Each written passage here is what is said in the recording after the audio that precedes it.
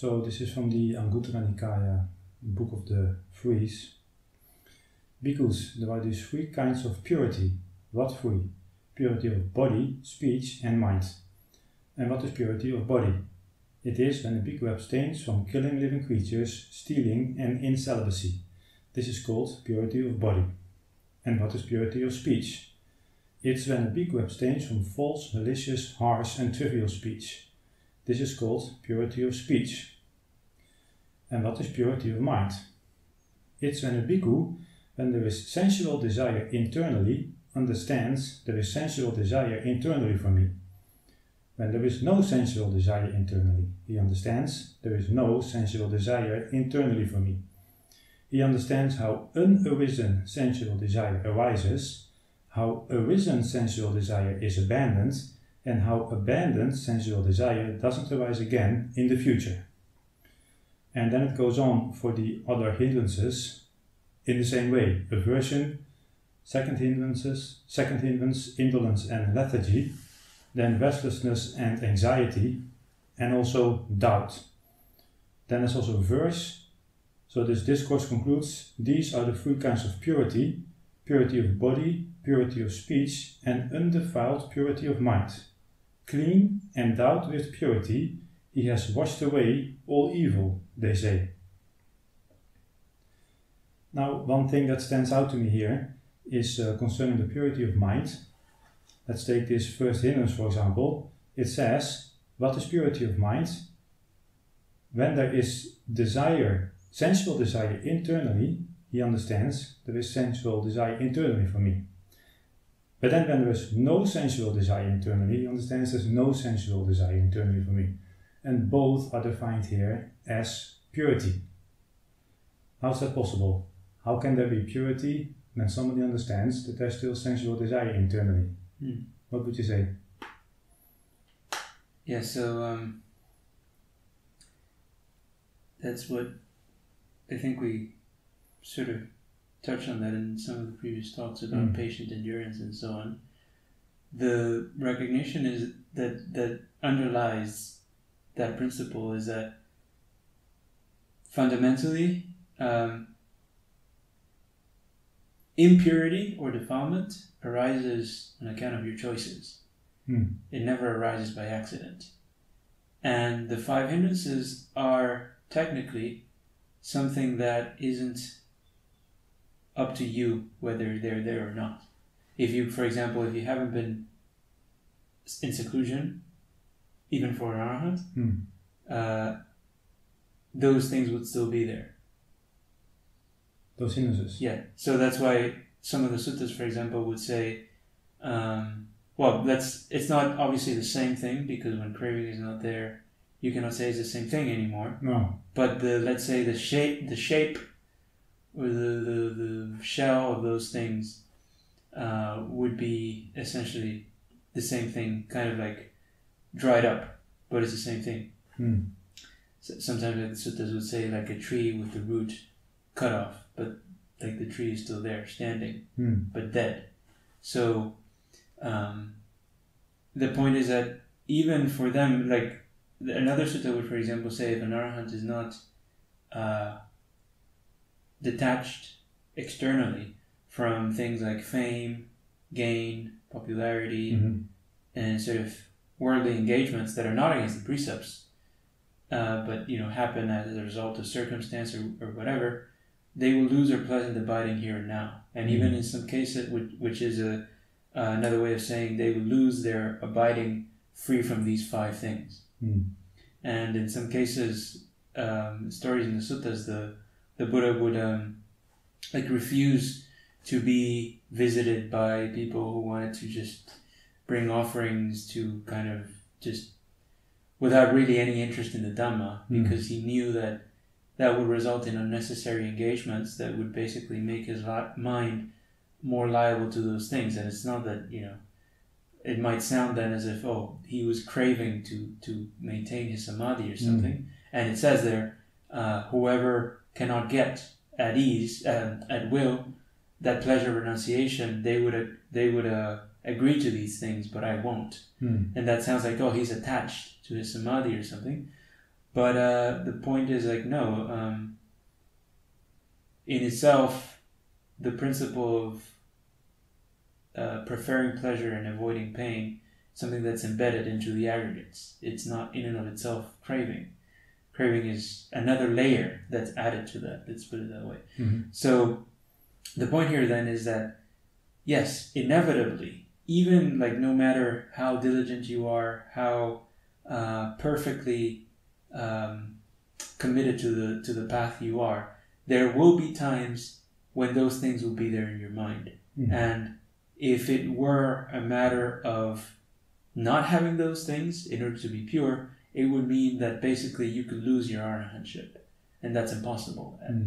That sutta I just mentioned that says an arahant will lose their pleasant abidings, it says also the unshakable liberation of mind that cannot be lost, and that's why it's called unshakable. Yeah. And that's what this is describing, meaning the understanding of your mind, even when it is in such a state, means that you will be unable to make choices on account of sensual desire, on account of ill will. And because of that, I mean, technically you use the same name, but in an ordinary person, those states are made what they are because they act out of them.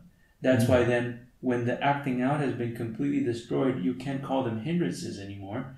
But in and of itself, like, it's kind of the same thing. But that's why it requires nuance and caveats need to be made, because otherwise people think, oh, so you're saying an arahant still has unwholesome states.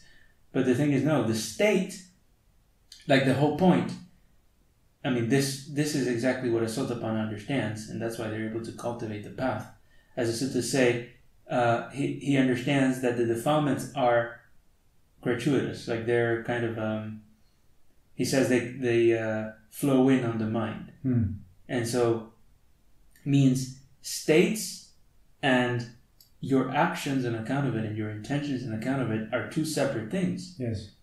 Which is the same thing as saying unpleasant feeling is one thing and craving is another thing. And it sounds kind of, oh yeah, of course that makes sense. But seeing that concretely means seeing the Four Noble Truths. And it's the same with this.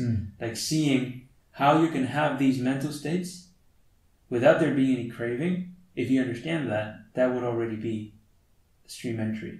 And that's why in the Satipatthana Sutta as well, it says in the mind contemplation section, it says how is a bhikkhu maintain the perspective of the mind simultaneously with the mind.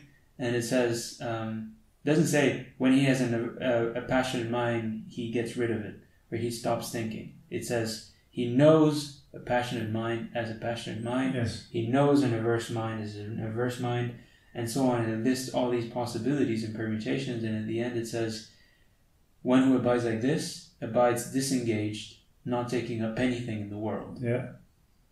So, of course, if you continue abiding in that way, like with this recognition of passionate mind as passionate mind and so on, you're essentially... that's what's taking your mind away from that. But that's, in and of itself, it's not that it's unwholesome for those states to be there, if there is no ignorance. Like, that's why, as it's to say, an arahant has finished their work. In other words, they don't even need to practice samadhi anymore. So, but, yes, and that's what a trainee has to do. They have to maintain perspective of these states and genuinely try to free their mind from these states so that they can, abide in jhanas and then become an arahant, so that they won't even need to have their minds in that internally purified state anymore. Yeah, so that is part of the understanding of how unarisen sensual desire arises and how arisen sensual desire is abandoned. That's the difference there. Yeah, and obviously then the thing to clarify is like, you will never be able to have that knowledge and that type of purity if you haven't beforehand cultivated the freedom from, like, completely freedom from sensual desire, freedom from aversion, freedom from these things, which is always temporary. Which is what the samadhi is. Yes. If you haven't practice that, like practicing that is what enables you to, like, when you come back to the normal sort of like dealing with stuff and movement and of the mind and so on, all of the wrong assumptions and ignorance and craving can't be there, even though you went back to baseline, quote unquote.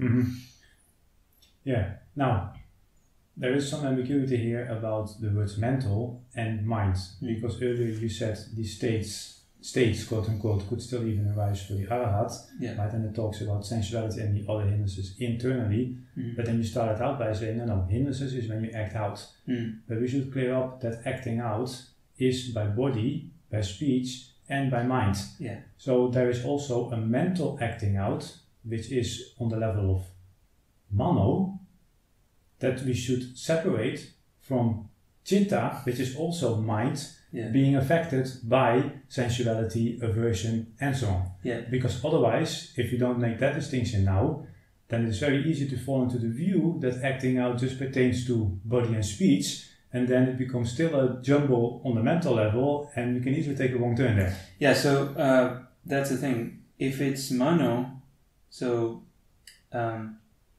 mano is basically you could say it's your, that's where your intention is. And that's why there's that first verse from the Dhammapada that says, whoever acts with a polluted mind, mano, it says that's the source of all suffering, the wheel of the cart follows the hoof of the ox. So that's mano, because that's what your responsibility is. But chitta, like, that's, let's say, you have your external environment, like, what's happening around you in the world, and then you have your internal environment, which is your chitta. And your actions by mano will influence that internal environment as well, your chitta, just like it can influence your external environment. But like I said, to some extent, that internal environment is not completely in your control. Like, it's sometimes you will have to, the most sort of a direct obstacle to samadhi is lack of seclusion. And even if everything else is perfectly in your control, at some point you will have to abandon seclusion, and that means you will lose your samadhi, because, as the sutras say, the first jhana is like cessation of speech. So as soon as you start speaking, you're back to the normal kind of state, and that's why restraining speech is so important as well. But so because it's always connected with your intention, like I said before, it is always in your control. But the problem is, there's this natural assumption, again, because of not being able to clearly see that difference between chitta and mano, which is, if you can see that, that's already, essentially, that is the right view. If you can see that, because, by the way, that's how you see wholesome and unwholesome. Like, most of the people would just assume, if I have the inclination towards, sensual thoughts or averse thoughts in my mind, that in itself means I have craving, or I am doing something unwholesome, and therefore I have to get rid of it. But no, it's, the inclination is there, but you always have like a second step there that you yourself make in relation to that inclination. And see, it's the same principle as with bodily and verbal action. You don't cut your hands off so that you can't steal anymore. A bhikkhu doesn't castrate himself so that he doesn't engage in celibacy. You don't, cut your tongue off so that you can't lie and have harsh speech. You simply don't do it, even though the possibility for it is still there. And it's exactly the same principle on a mental level, just that obviously it's much more subtle. You have the possibility to engage in the sensual desire because your mind is in a state of sensual desire. That internal environment is there. But you choosing to then attend to sensual objects through that sensual desire, that's your own choice. And that is where the unwholesome starts. Yeah, exactly. So that means that, just to be very clear now, when the mind, chitta, is affected by sensuality, as long as one doesn't decide to act out by body, speech, or mind, mano, then this counts as purity of mind on the chitta level. Yeah, and if you're in seclusion and everything, well, you wouldn't even be able to tell what action by mano is if you haven't developed the gradual training in seclusion. But it would just be all a jumble, and you would think you're purifying mano when in reality you're just trying to get rid of your chitta and so on. But then when you have that recognition, then maintaining that purity of mano will in return calm down the chitta, but that's always temporary. Yeah. So now somebody finds. So suppose somebody has some understanding of this distinction. They see chitta is affected by sensuality, but now simultaneously there's also a sensual thought present, which is on the mano level. Then what? If there is, well, actually that's a good point. The suttas always talk about abandoning unwholesome thoughts, vitaka, and there's a whole.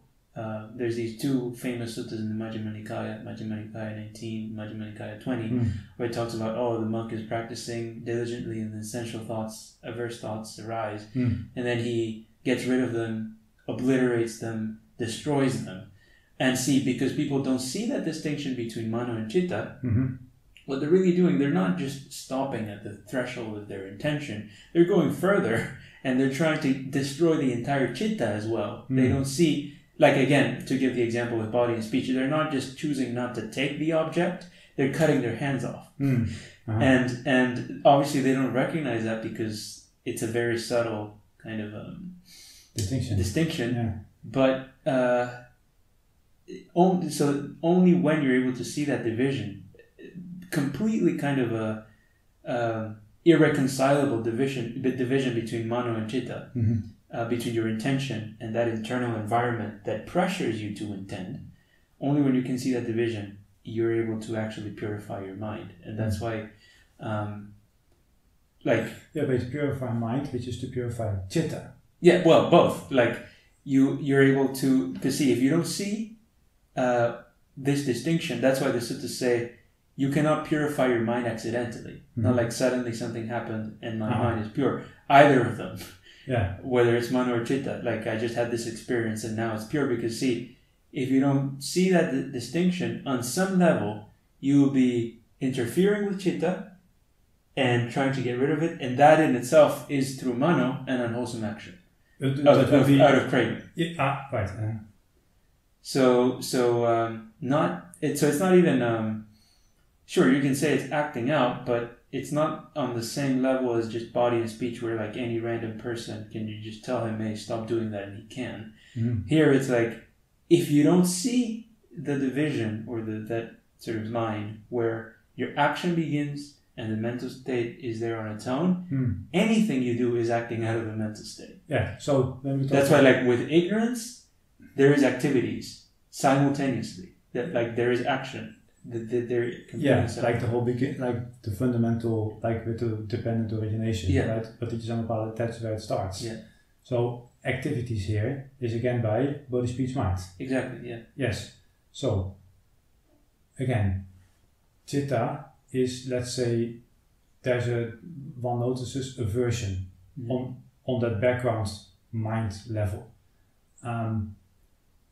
Then if one says that shouldn't be there, and I'm going to do something in order to get rid of that aversion on that chitta level, that acting out would be the hindrance of aversion, not the presence of the averse chitta. Yeah, ironically, yeah. So actually, I don't know if I finished what I was saying. Sorry. When I mentioned these suttas before about obliterating thoughts. Oh, yes. So that is valid. Like, it's true. It's generally saying you have to obliterate these thoughts, but that's referring to your intentions in regard to these mental states. In other words, like somebody's there's a current going in a certain direction, and now you swim with it. That's what you abandon, but you don't, like, the current is not in your control to begin with.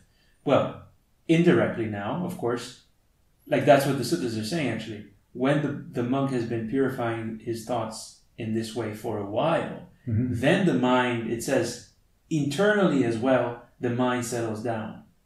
In other words, there is not even now the inclination to make those choices. In other words, the chitta itself has calmed down. And that's what eventually, you want that to happen in order to cultivate samadhi. But again, if you don't see the distinction between the two, you'll be, oh yeah, I'm going to obliterate my thoughts, I'm going to get rid of them. But what you're really doing is you're fighting with your mental state, and that's where it becomes like as we say, management. Yeah. You're managing your internal environment in your mind in the same way you're trying to manage things out there in the world. Yes. And that implicitly carries a notion that internal environment is yours. So that like even if you're contemplating, oh, this is not mine, to get rid of those thoughts, you're implying that it's yours, because otherwise, like why would you be trying to exert control over something if you know that it's not yours? Yeah. Now, what did you mean there when you say internal? Just because these distinctions, right? So chitta can be purified, but that only happens indirectly as a result of having the mental purity on the mano level. Sustaining it, yeah. To sustain that. Yeah.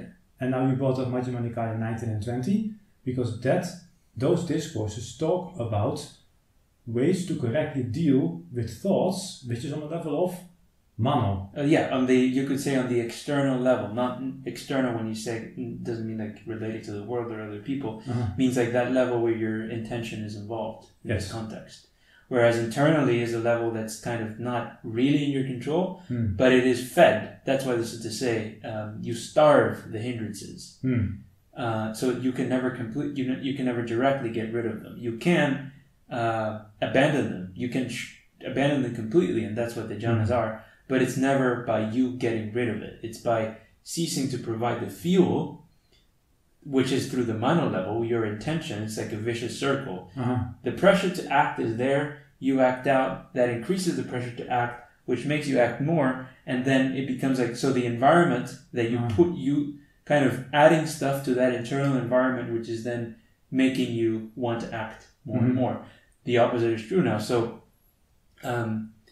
it's not that you're fully helpless against it. So if you learn how to stop acting out through to do what it's pressuring you to do, it starts to calm down as well. And then there will be not even an inclination to do that. And that's when the mind is actually calm. Yeah.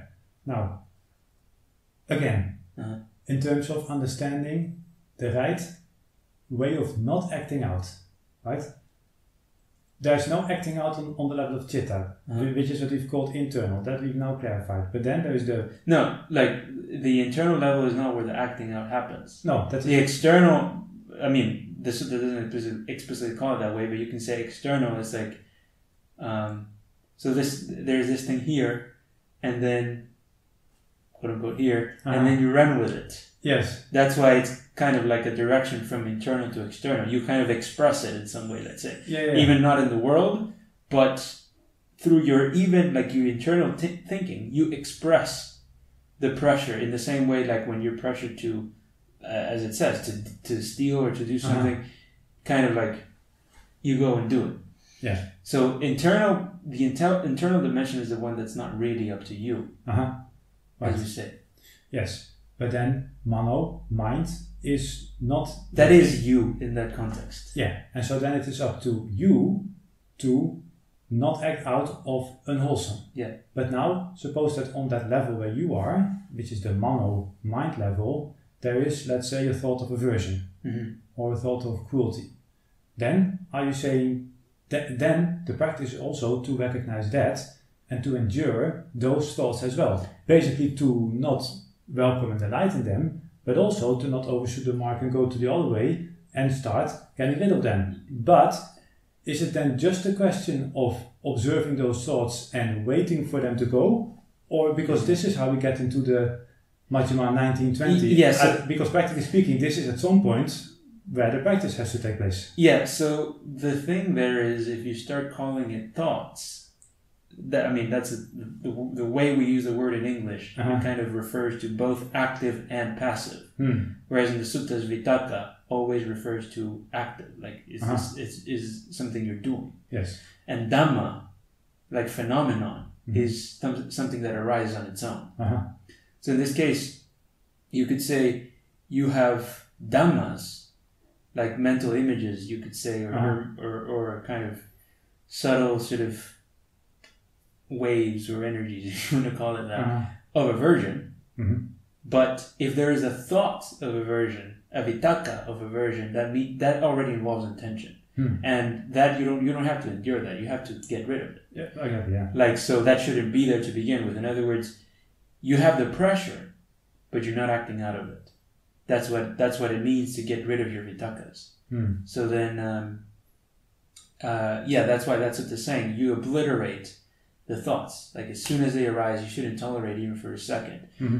Initially, obviously, you will be trying to do that, and you'll be mistaking the vitakas for the state of mind, and you'll be kind of trying to get rid of one while you're proliferating the other, and everything will be a muddle. But if you have been developing the prerequisites of the graduate training, you will get to see that, because like, if you can't even restrain your more coarse choices by body and speech, there's just no chance that you'll be able to see this thing that's like, if these are 4 by 4 centimeters in size, this is like, 1 nanometer of diameter. So you just won't be able to do it. So the thing is, but if you keep at it, eventually, like, again, not kind of continuously questioning yourself, not assuming like, oh, I'm already doing it properly. Eventually you would get to see, oh, so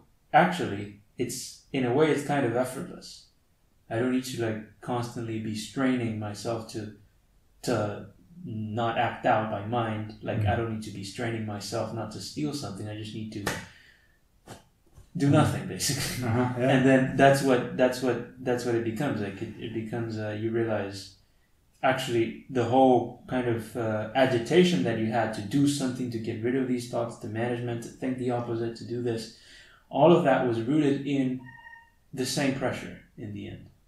But like I said, it won't be perfect, but eventually you get to see, oh, even that actually is an action by mano.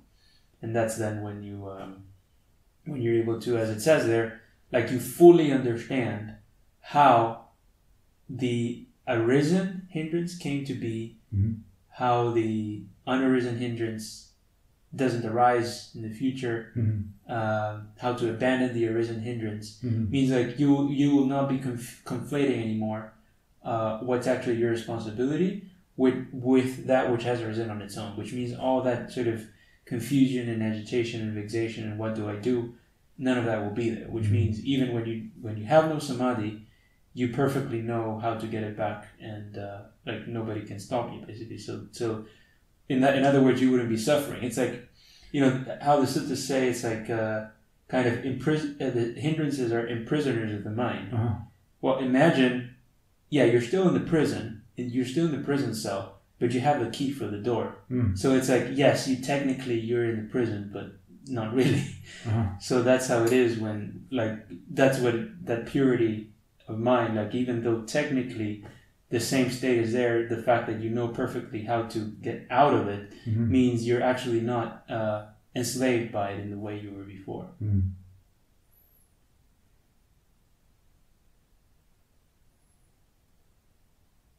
Have you cleared up this distinction between mano and chitta sufficiently, you think? Like, practically speaking, we're not interested in academic distinctions, but when somebody is keen to free themselves from suffering.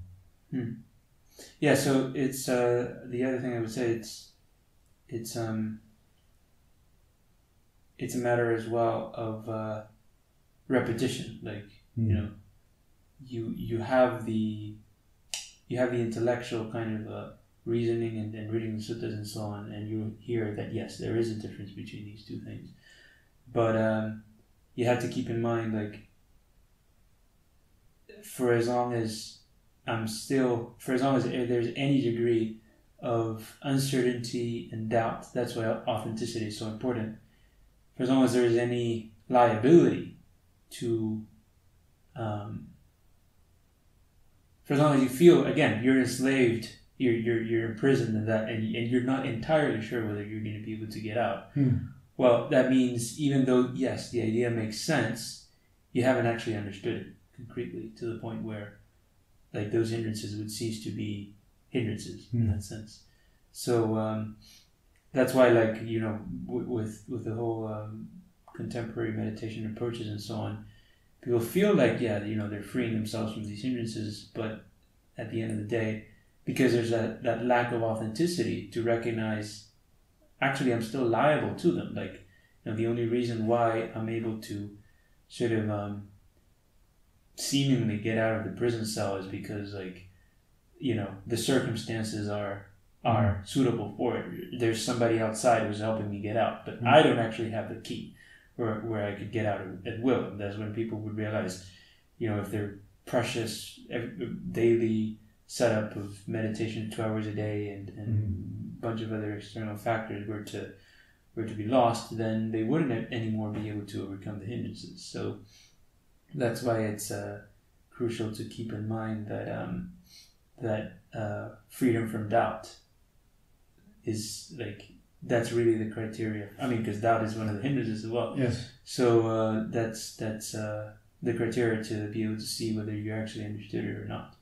And you can have like as many sort of experiences as you want where it seems like everything is calm and so on, but as it says, it's when you understand how these things come to be, how they don't come to be, how they're abandoned, that's when you actually purify yourself.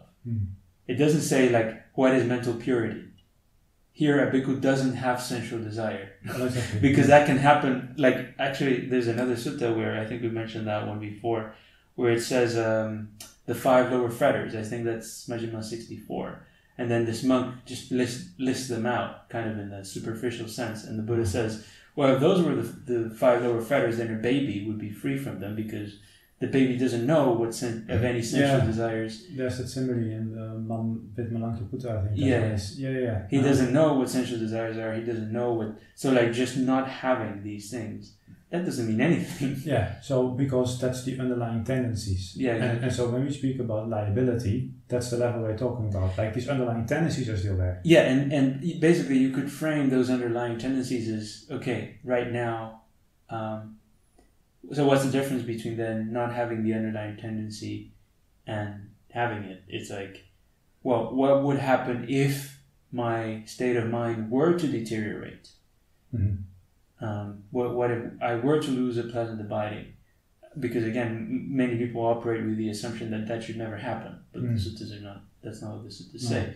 So if your mind, that internal environment, even your external environment, you're able to kind of cope with difficulties and so on. But if in your internal environment, your own mind, that's not yours, your 5 aggregates, they get out of whack, would you now suffer?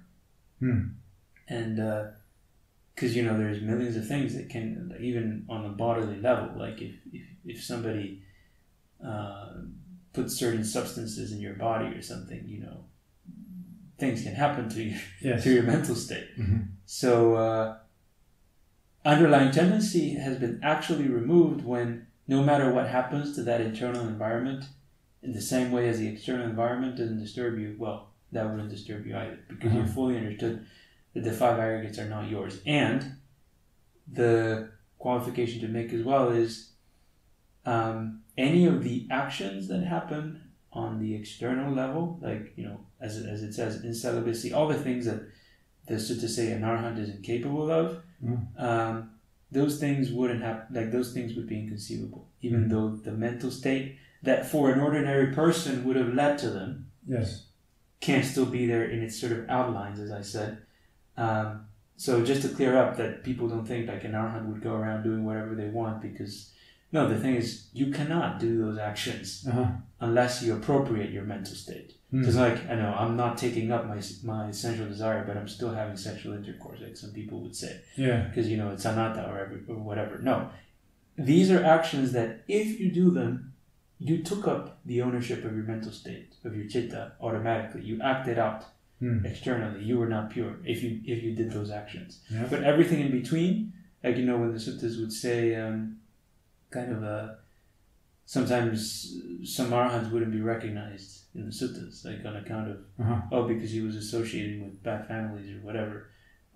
It doesn't mean that he was doing anything like against the precepts or whatnot, but somebody else who was maybe more composed, another monk or something saw that, and then he thought, well, he was in doubt about the fact that he was an arhat, and then the Buddha actually told him, no, actually he is. And I say, what's actually blameworthy is to take up another body that you're craving.